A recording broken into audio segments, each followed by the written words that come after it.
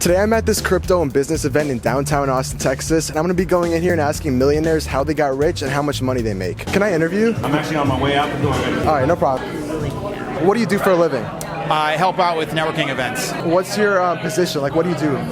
So just helping introduce people and getting them to connect with each other, doing name tags primarily. And I do all the admin work, basically. Okay, and what's your advice for someone that wants to get into a business like this? I would definitely say that you need to start off with just setting a date. If you're going to start a networking group, the hardest thing to do is actually getting people there. So just starting off with getting people in a single location is a really good way to get started, and then any ideas to get revenue from that would happen like after people are already there and after you actually build momentum with it. And what was your first job?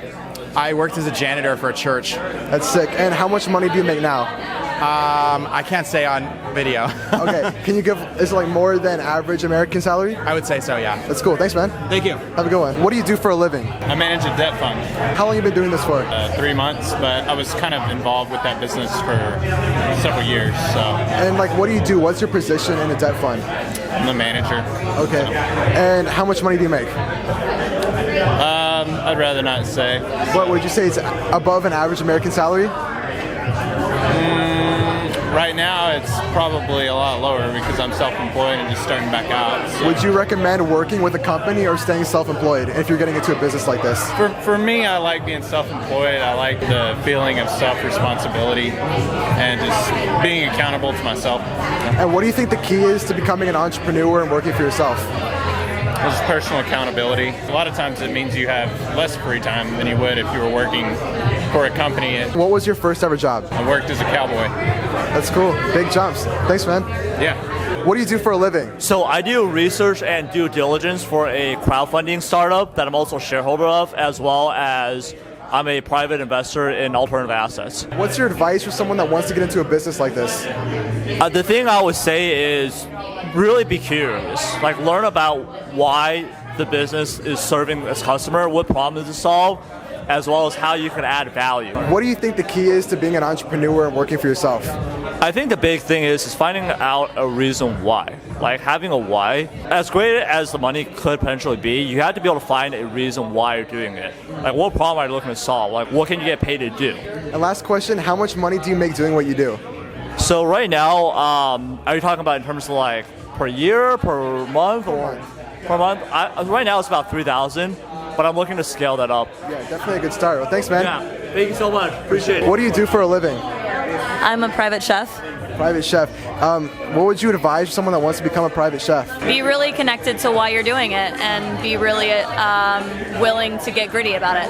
Do you have any cool stories or anything about being a private chef? One time, you know who Mia Khalifa is? Yeah. Okay, so Mia Khalifa, I was a cook at Odd Duck, and she came and she ate, and she wanted to have shots with all the cooks, so she brought a tray of shots back, and I come around the corner, and I see her, and I get really awkward, and I stop, and I don't know what to say, because I get super awkward, and I said, "Big fan," and kept walking.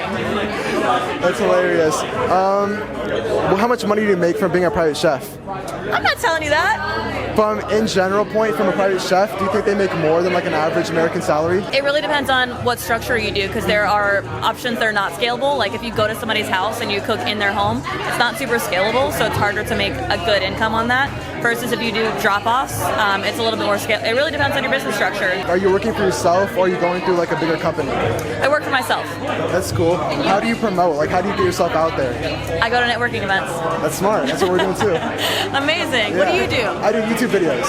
Okay, and that's why you have the baguette loaf. Yeah. Can I interview you for a video? With a piece of bread? Yeah, sure. What do you do for a living? I am a tech founder. Tech founder. How long have you been doing this?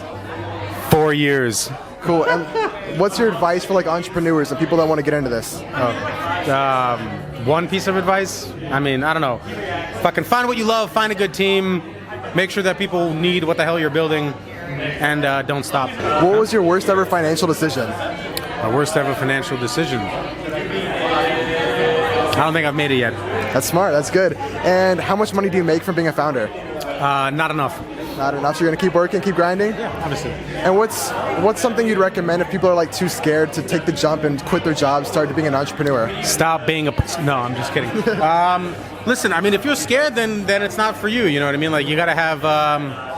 whether you're male or female, you're gonna have to have testicular fortitude, I guess. Yeah. I don't know, man. I mean, I think when you find something that you're passionate about, and you find the right people that you want to do it with, then you're not gonna give a shit about anything else. You know what I mean? Yeah. I think people just need to start working harder, just going for the jump, because the hardest thing I think people have is just starting.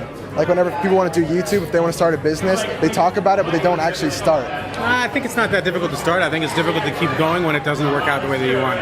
Because it's probably not going to work out more of the time than it is going to work out, and then it's just a test of how bad you actually want it, how much do you believe in yourself, how much do you believe in your idea, or is it just like, oh, I'm going to play entrepreneur, I'm going to try this, try that, you know what I mean? Like, so. Definitely. And last question, how many times did you fail before you got your first big break? Haven't gotten it yet, so I'm still failing. Yeah, that's good. Still making money, still failing. Thanks, man. Yeah, man, of course. Good creative thought to execute appropriately. And how much money do you make from what you do? So right now we're between 250 and 500. Cool, thanks, man. What do I do for a living? I make YouTube videos for a living, and they don't make me any money, so that's why I'm hanging around millionaires. What do you do for a living? I have my own tech company. Do you have any advice for people that want to start making money during the recession? Like, how would you take advantage of it right now? I don't know, guys. I'm still considering it, so it's really. And if you don't mind saying, how much money does your tech company make?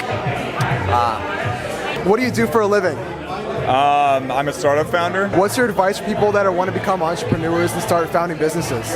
Build a relevant skill set and find a problem in the world that you think like nobody else is solving. And are you invested in the stocks or real estate, anything like that? I mean, a little bit, but not to any significant level. Would you recommend it being a good time, being there's a huge recession going on for people that want to get into stocks? Yeah, I mean, I think like whatever, probably individuals should get into index funds and so on, but like it's in general, like there's a lot more bullshit going on in the investing world than like most people need to get into.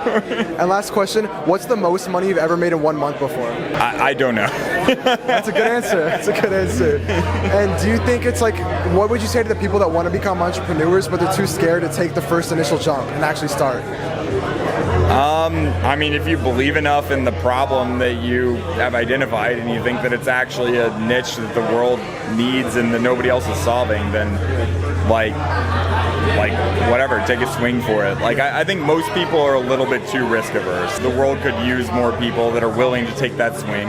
And I mean, maybe you miss. Like in the modern world, you can be a failed entrepreneur and then go get a good job. And in your job interview, you talk about your entrepreneurship experience, and you still kind of parlay that into a good opportunity. Cool, man. Nice to meet you. Yeah, cheers. I'm a brokey that interviews people that aren't brokies. That's the game.